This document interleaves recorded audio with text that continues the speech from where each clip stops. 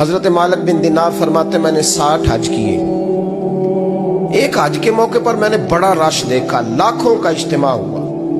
میری باتوں کی سمجھ تو آ رہی ہے نا آپ دوستوں؟ جو نہیں بول رہے انہیں بھی آ رہی ہے نا؟ اللہ جزا دے.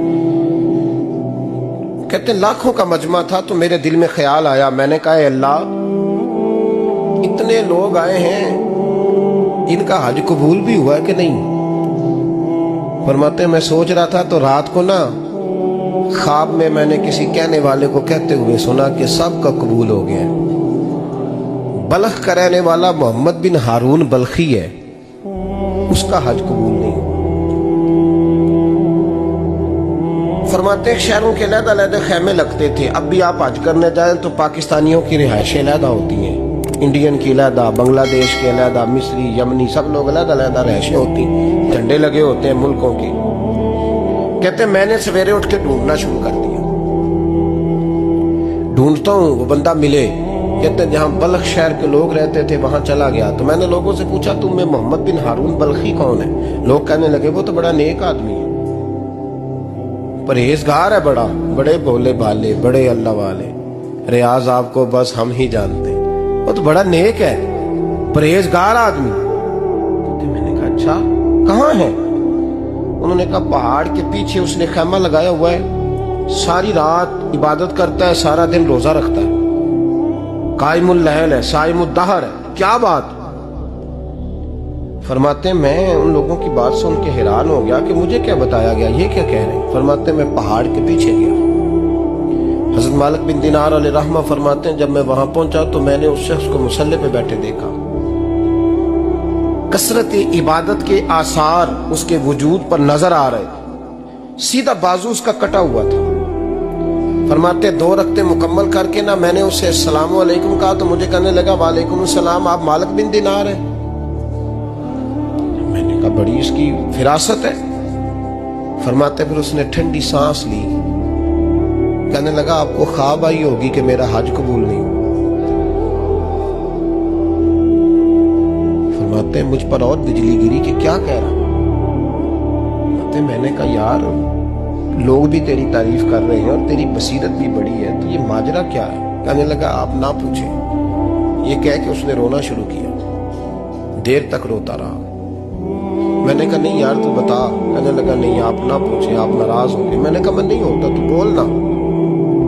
کہنے لگا حضور 24 سال ہو گئے مجھے حج کرتے ہوئے, 24 سال, 24واں حج ہے میرا, اور ہر سال کوئی اللہ کا ولی آ کے بتاتا ہے کہ جا چلا جا تیرا کوئی نہیں قبول ہوا.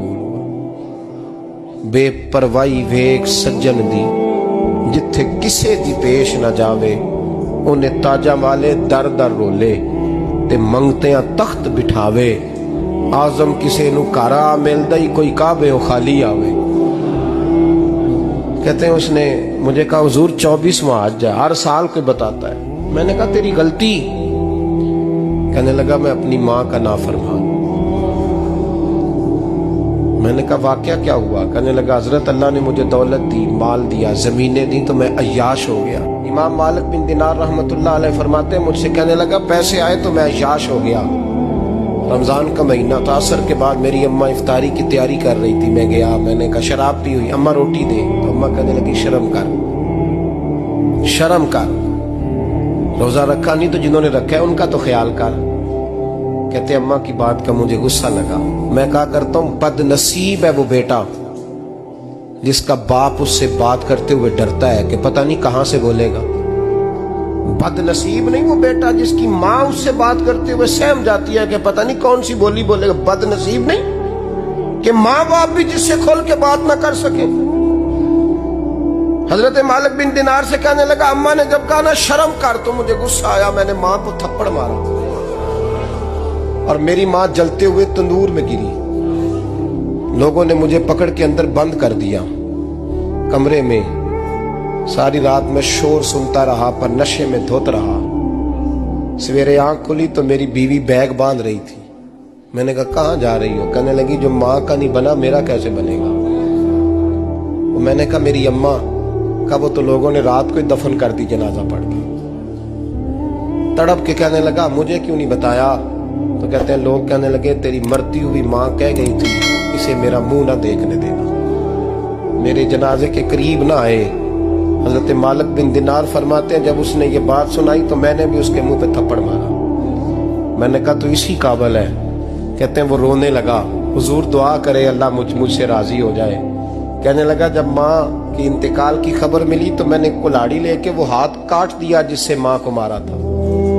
میں نے ساری جائیدادیں خیرات کر دی. 24 سال ہو گئے, 24 سال. ساری رات نماز پڑھتا ہوں, روزہ رکھتا ہوں, حج کرتا ہوں, پر ہر سال کوئی آ کے کہتا ہے جا دوڑ جا تیرا کوئی نہیں قبول ہوا. حضور دعا کرے مالک راضی ہو جائے. فرماتے ہیں میں تھپڑ مار کے آ گیا. میں نے کہا تجھ سے راضی ہو جائے اتنے ظالم سے. امام مالک فرماتے ہیں رات کو آ کے سویا تو مجھے خواب میں رسول پاک کا دیدار ہوا. تو نبی پاک علیہ السلام نے فرمایا مالک تو اسے مایوس کیوں کر آیا ہے, اللہ تو بڑا مہربان ہے. کہا حضور ماں کے نافرمان کو معافی کیسے ملے گی؟ تو امام مالک فرمانے لگے نبی کریم نے فرمایا جا اسے جا کے بتا دے تجھے قیامت میں تیری ماں کی وجہ سے بخش دیا جائے گا. کہا حضور اماں کی وجہ سے کس طرح؟